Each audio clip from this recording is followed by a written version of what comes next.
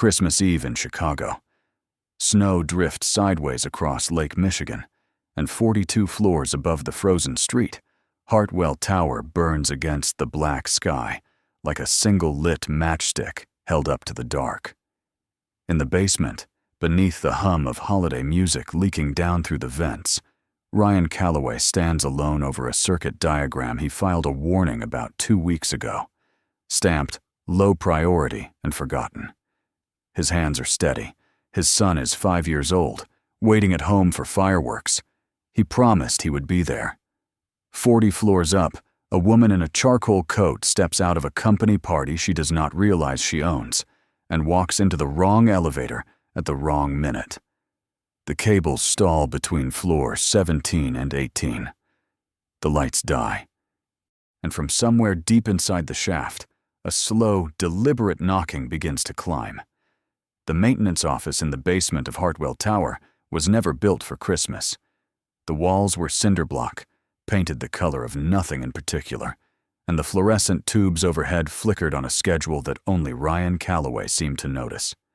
A strand of tinsel hung off the side of his locker, put there by one of the custodial staff 3 weeks ago. He had not taken it down. He had not put it up either. He was 36 years old, with hands that knew the weight of a torque wrench the way other men knew the weight of a child, and for a long stretch of his life, those two things had been the same weight. Back then, he had been a licensed mechanical engineer in 3 states, carrying a business card that opened doors in rooms full of men in better suits than his. Meridian Infrastructure had paid him 6 figures and given him an office with a door that closed. Dana had decorated it with a framed photo of Noah at 10 months, reaching for the camera with both hands, as if the lens were something he could carry home.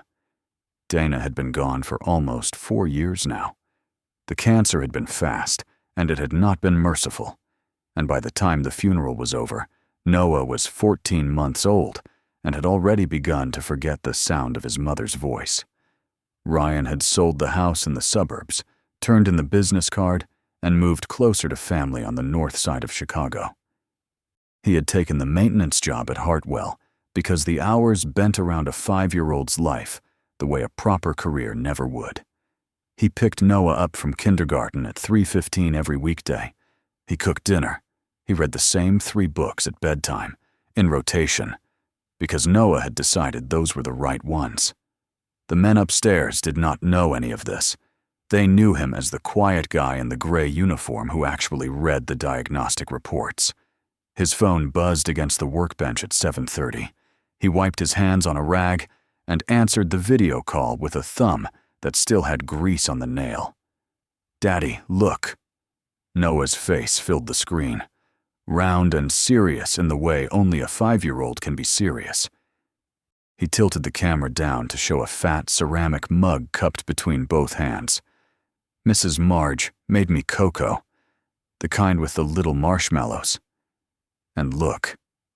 The camera swung unsteadily across a living room Ryan had seen 100 times, landed on a small red stocking pinned to the side of a mantel that had no fireplace beneath it. "That one's mine," she said. "Santa knows where I am." "Santa knows where you are, buddy. Are you coming home for fireworks?" Ryan looked down at the tablet beside him, at the diagnostic readout he had been staring at before the call came in. Then he looked back at the camera. "When I finish my shift, I'm coming straight home. Might even catch the big ones. Promise." "Promise." Pinky promise doesn't work on the phone. "We'll do it when I get there.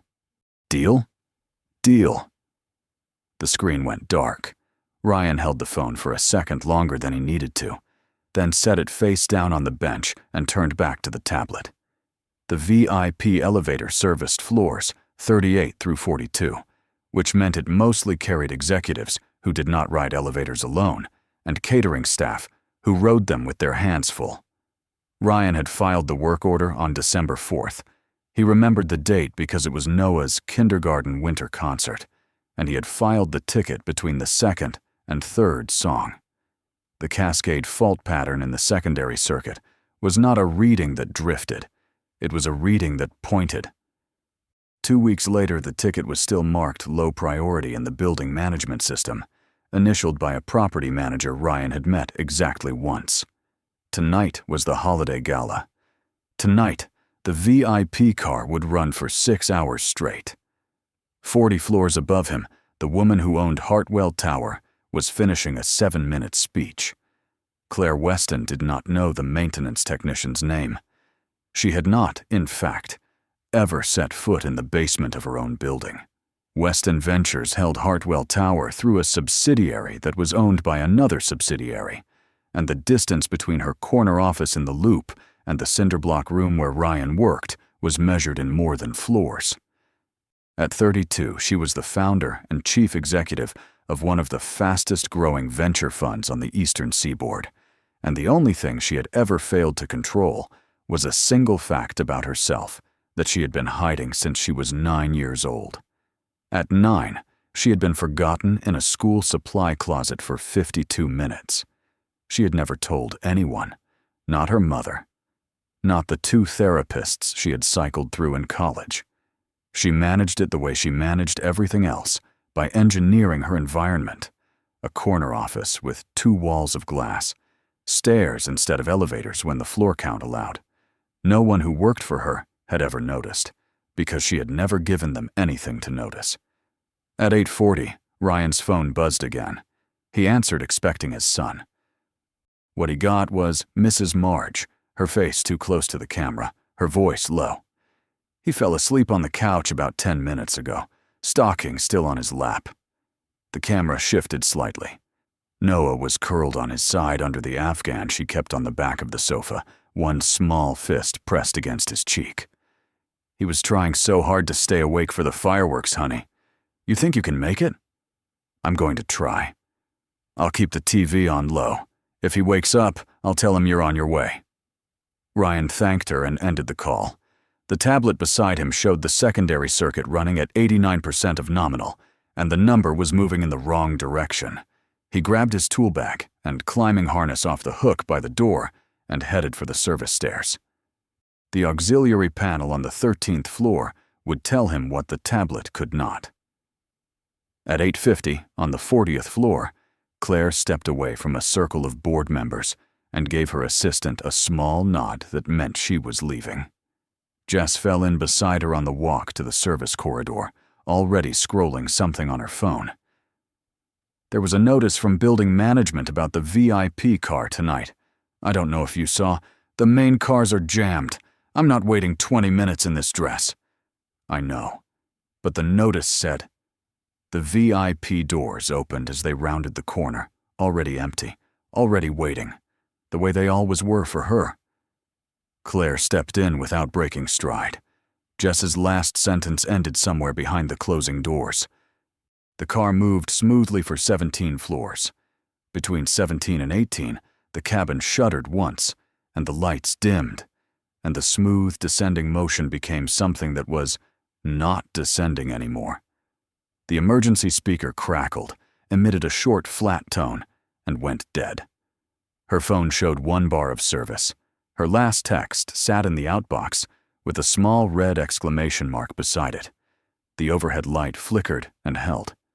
She was alone, and the space was very small. And somewhere behind her ribs, the supply closet from 23 years ago began to remember itself. 4 floors below her, on the auxiliary panel wired into the 13th floor riser, Ryan watched a number fall from 89 to 87. He keyed his radio. The building engineer was at the rooftop party and not picking up. The dispatcher for city emergency services was quoting 22 minutes. Then he heard it. Knocking. From inside the shaft. Rhythmic and deliberate and patient in a way that told him whoever was making it already knew they might not be heard. His phone buzzed one last time. Not a call. A message. Noah had typed it himself, slowly, letter by letter, sometime before he fell asleep. Daddy fireworks soon, 3 exclamation points. He had been learning those. Ryan took the manual override key off his ring. He clipped the work light to his belt, shouldered the webbing harness, and walked toward the shaft door. The 13th floor shaft door opened onto a column of cold air that smelled of machine oil and old concrete. Ryan wedged it with the steel keeper that lived on his belt for exactly this purpose, clipped the work light to the doorframe, and angled the beam down along the cables.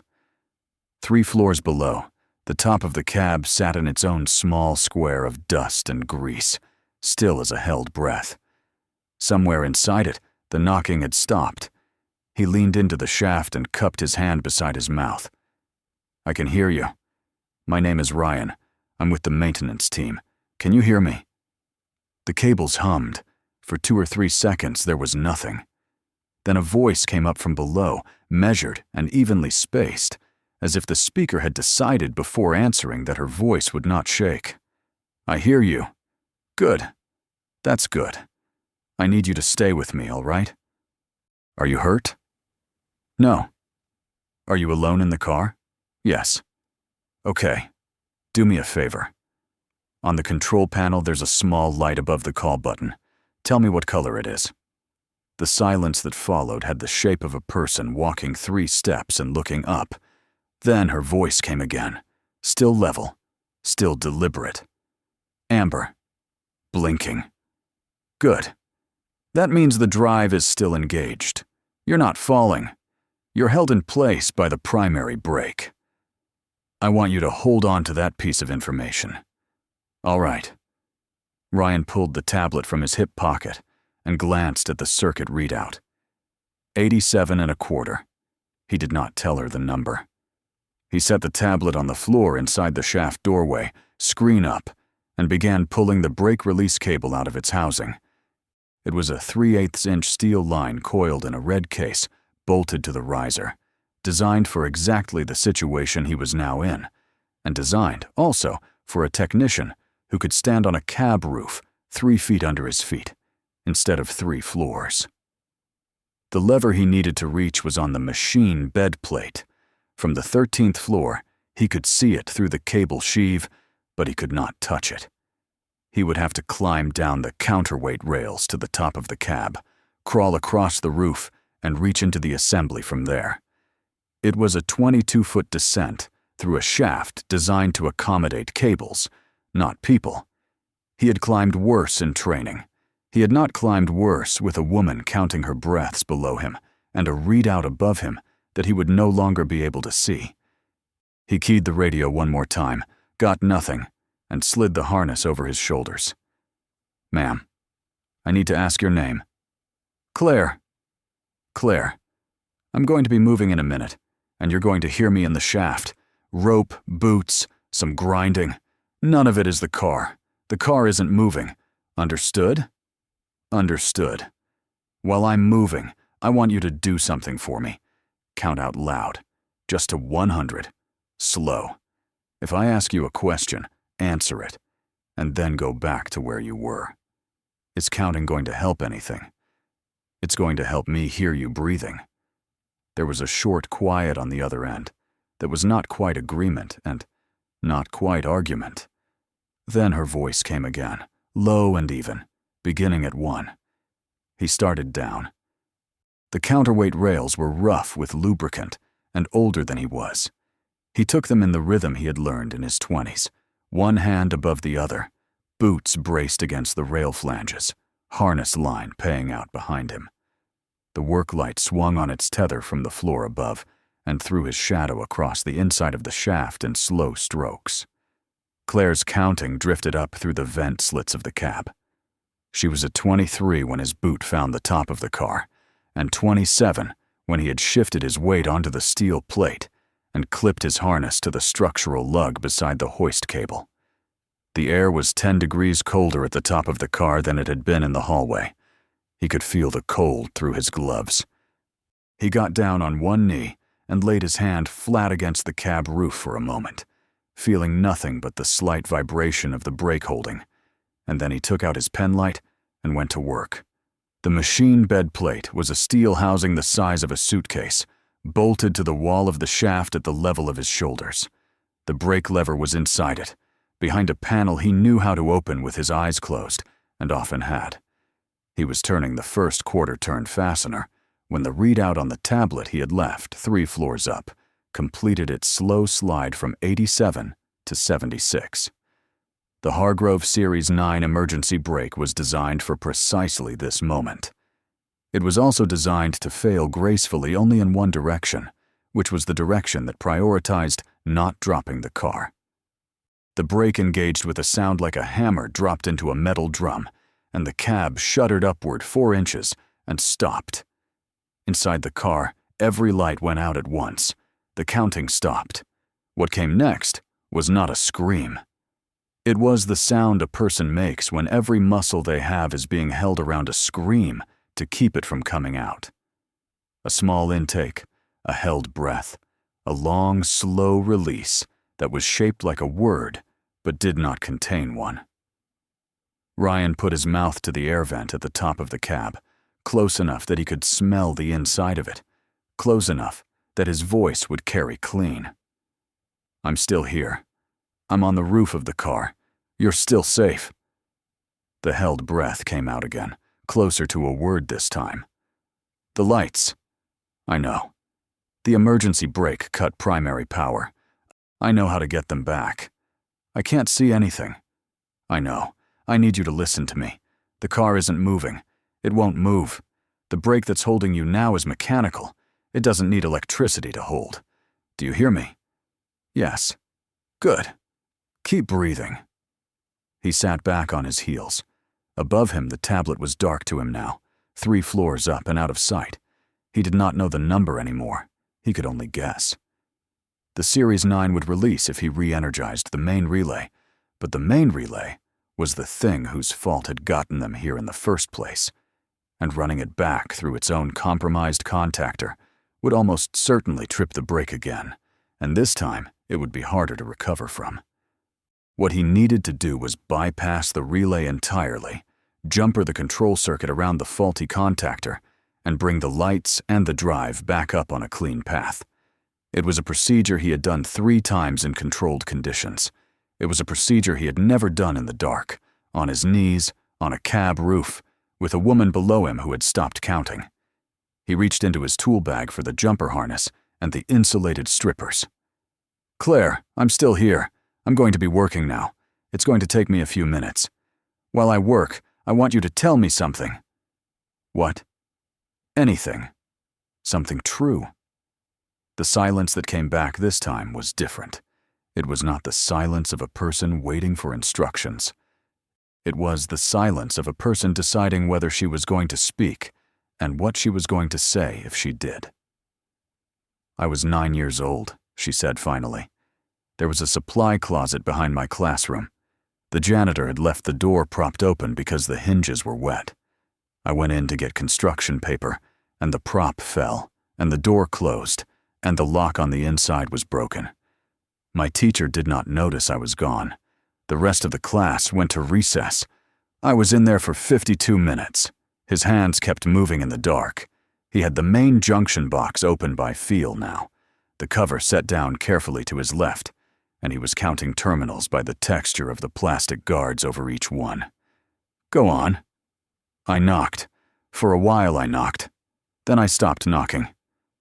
I sat down on the floor, and I put my forehead against the door, and I waited. When they opened it, I remember the janitor's face, and I remember my teacher crying. I remember I did not cry. I remember thinking that if I cried, everyone would think I was fragile, and I would never be allowed to be the person I wanted to be. How old are you now?" 32. "You ever told anyone that story?" "No." "Your mother?" "No." His fingers found the 4th terminal from the right. He stripped the jumper lid with his teeth because his left hand was steadying the box and his right hand could not free itself, and then he made the connection by feel and held it in place while the wrap went around it. In the dark, the work was older than he was. His grandfather had done it this way in a shipyard in the 1950s, and had taught his father, and his father had taught him one summer at a lake house when Ryan was 16. He had not thought of his father in weeks. He thought of him now. "My wife died 4 years ago." He kept his voice at the same volume, the same distance from the vent. "Her name was Dana. Pancreatic cancer. It was 11 weeks between the diagnosis and the funeral. My son was 14 months old. I'm sorry. Last year he had a fever, 104, and climbing. I took him to the emergency room, and in the triage bay, his eyes rolled back, and he stopped breathing. How long? 8 minutes. The jumper was set. He moved to the second connection. While they were working on him, I stood against the wall, and I made every bargain a man can make with a universe he doesn't actually believe in. I offered up everything I had, and a few things I didn't. When he came back, the nurse looked at me and asked if I needed to sit down, and I told her, no, I needed to see him. I saw him. I went home that night, and I sat by his crib until morning. Is he all right now? He's 5. He's asleep on my neighbor's couch right now. He was trying to stay up for the fireworks. The second connection went on cleaner than the first. He wrapped it and moved to the third. Claire, I'm going to tell you something, and I'd like you to just hold it and not do anything with it.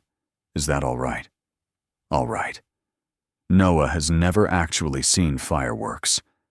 Not with his own eyes. It's always been on the television, or through Mrs. Marge's front window. I don't take him up anywhere high. I don't take him to the lakefront on the 4th of July. I tell him it's because of the crowds. The truth is, I'm afraid of something happening to him. Dana is gone. If I lost Noah too, I don't know what I'd still be. She did not answer for a long time. The jumper was done. He felt for the relay bypass switch, found it, set his thumb against it, and waited. When her voice came back, it was not what it had been at the start of the night. My breathing slowed down, she said. I don't know when. A minute ago. Less. Good. That doesn't happen. I know. He threw the bypass. There was a soft click inside the housing, a deeper click somewhere in the cables above, and then a line of red-orange emergency lighting bloomed along the seam of the cab floor, low and warm as a hearth. Claire made a sound that was not quite a laugh and not quite a breath. He heard her shift against the wall of the car, heard her coat brush the stainless panel, heard her sit down on the floor inside her own light. Thank you. Don't thank me yet. He put his hand flat against the cab roof again, felt the brake still holding, and exhaled. The tablet was still 3 floors above him. He did not know what the primary circuit was doing now. He did not know how much margin he had. What he knew was that he had gotten the lights back, and that the next step, releasing the mechanical brake and bringing the car up to the 17th floor landing, was a procedure with a lever he had already located and an angle he was going to have to improvise, in the dark, with a right hand that had started to go warm in a way that his right hand was not supposed to go warm in December. He looked down at it. The glove was dark and wet along the seam between thumb and palm. He had cut himself on the edge of the junction box twice without registering either cut. In the red light from the cab below, he could see the stain and not the blood itself, and he decided, in the span of a second, that this was information Claire did not need. He peeled the glove off with his teeth, stuffed a folded shop rag against the cut, put the glove back on over it, and flexed his fingers twice to make sure they still answered. Claire, I'm going to move the car now. It's going to be slow. All right. Keep talking to me. About what? Ask me something. It took her another moment. He could hear her thinking through the vent, the small, dry sound of a person arranging their words. Why are you doing this? I already told you. I'm the maintenance guy. It's my job. It's not your job to be on top of the car. You could have called emergency services and waited on the 13th floor. That would have been the procedure. That would have been safe.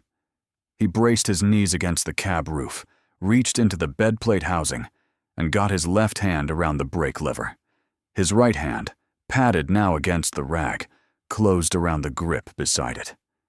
Because if it were Noah down there, he said, I'd want someone on top of the car. She did not answer.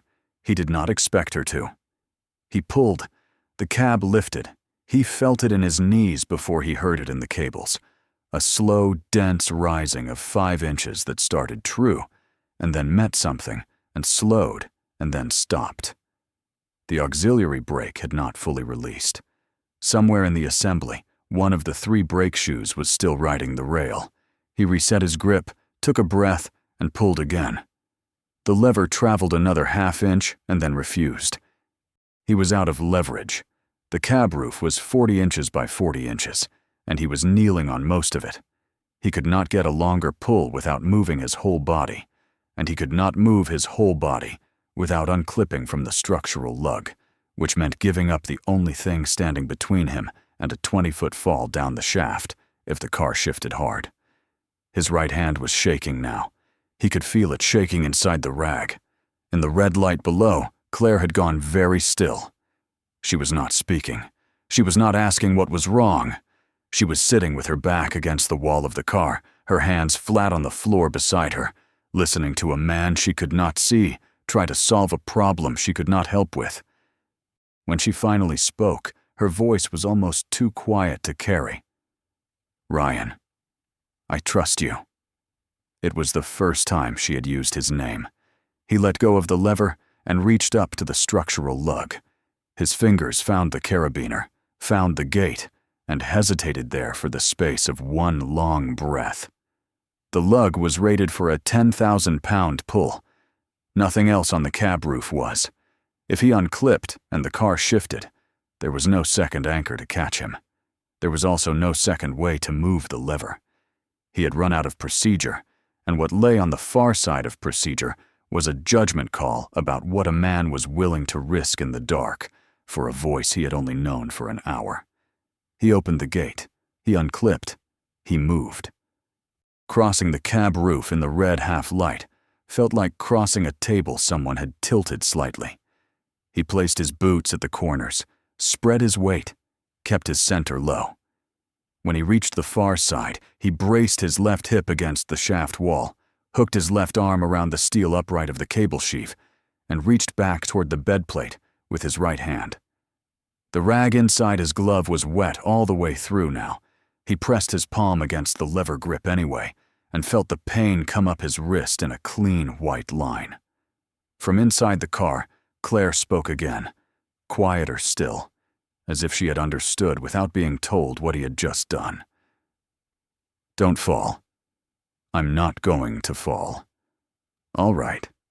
He set his feet. He set his shoulder against the upright.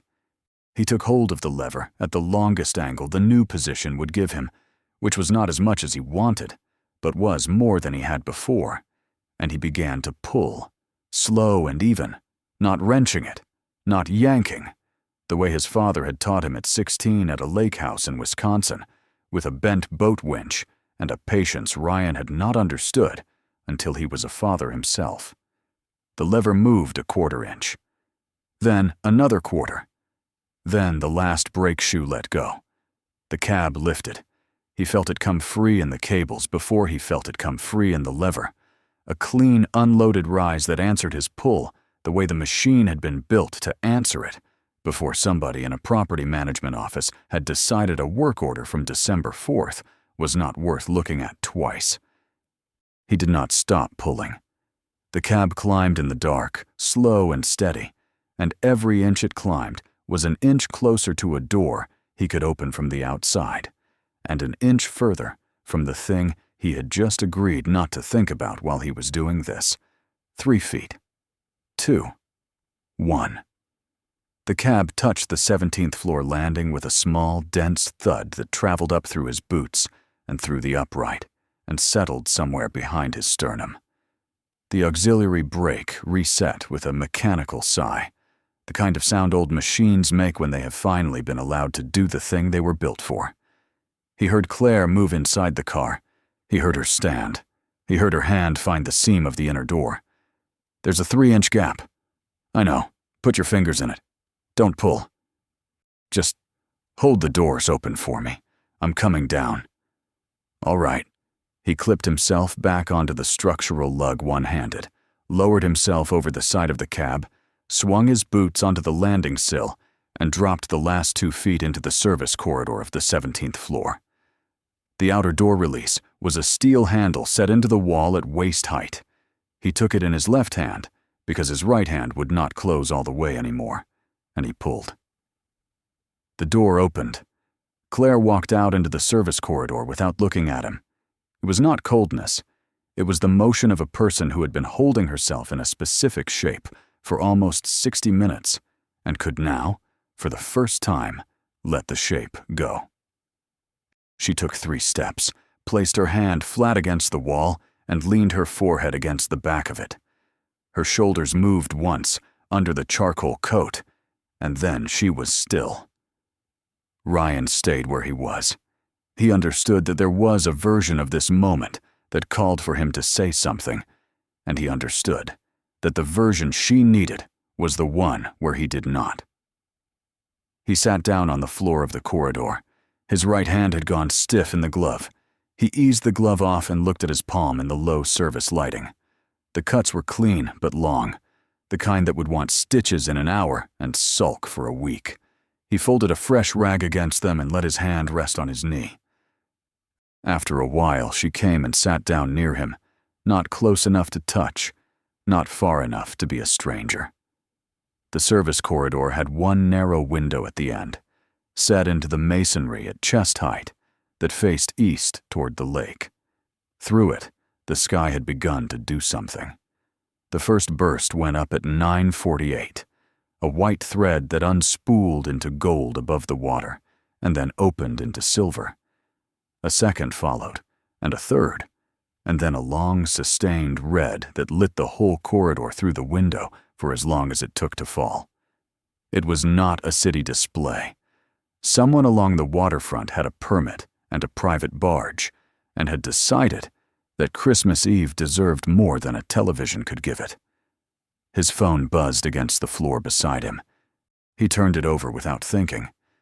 He woke up for the TV fireworks. Keeps asking where Daddy is. The message was from Mrs. March.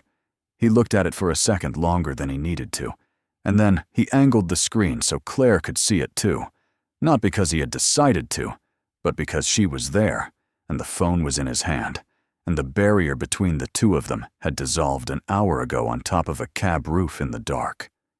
She read it. She did not say anything. She looked out the narrow window, where the red was fading into the next color, and something moved in her face that was not the face she would ever show in a business magazine. The building engineer came through the stairwell door at 9:54 with 2 security officers and a property manager whose name Ryan had never learned. There was an amount of motion and radios and flashlights that he let happen around him without participating in. He was kneeling by that point, showing a paramedic his hand, and he half heard one of the security men saying, "Ms. Weston," in the tone of voice people used when they were relieved, and also trying not to be caught being relieved. The name passed through him without catching on anything. Ms. Weston, a senior executive from whichever firm had booked the 40th floor for the evening. He did not connect it to the building. He had never known who owned the building. He worked for Hartwell Property Services, and Hartwell Property Services reported to a management company whose name was on a plaque in a hallway he had walked past twice a week for 3 years without reading. He was watching the paramedic wrap his palm when Claire stood up. Her voice, when she spoke, was not the voice from inside the car. It was a voice he had not heard yet. Level. Administrative. Without heat. His name is Ryan Calloway. He is the reason I am standing here. He filed a work order on this elevator system on December 4th. It was marked low priority. I want that ticket, and every ticket flagged the same way in the last 6 months, on my desk by 8 tomorrow morning. The property manager began to answer. She did not let him. 8 in the morning.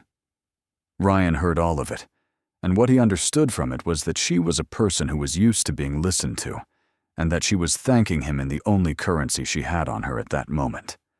He nodded to himself without knowing that he had nodded, and went back to watching the gauze go around his hand. They took him down to the lobby in the freight elevator, because the VIP car was taped off, and the passenger cars were still full of party guests trying to leave. A cab service that Hartwell kept on retainer drove him home. He let himself into his apartment at 12:41 in the morning. Noah was asleep across the sofa at Mrs. Marge's across the hall, where he would stay until Ryan came to get him at 7, because Mrs. Marge had knocked on the wall twice when she heard him come in, which was their agreed signal for, "He is fine, he is here, do not wake him." Ryan sat at his kitchen table with his hand resting palm up on a folded dish towel. Outside the window, the fireworks had been over for an hour. The sky above the lake was ordinary again, a low amber glow from the city lights reflected back by the low cloud. He did not open his laptop. He did not open his phone. He did not type her name into a search bar. It did not occur to him to. The woman he had spent an hour in the dark with was a woman named Claire, who had been forgotten in a supply closet when she was 9 years old, and that was the entire sum of what he needed to know about her. He finished a glass of water, turned off the light, and went to bed. 3 days later, at 10 in the morning on a Monday, his phone rang with a number he did not recognize. It was his first shift back since Christmas Eve. The cuts had been stitched at an urgent care off Ashland that same night, and the building had told him to take the weekend, and he had spent most of it at home with Noah watching a movie about reindeer that he had already seen. "Mr. Calloway, this is Claire. Claire Weston." He was in the maintenance office when he took the call. He sat down on the stool beside the workbench without deciding to. "I owe you an introduction I did not make on Friday night," she said. "I am the founder and chief executive of Weston Ventures. Weston Ventures is the ultimate owner of Hartwell Tower, through a subsidiary called Hartwell Property Holdings. Your work order from December 4th was filed against my building. Your employer, in the way that matters, has been me." He did not speak.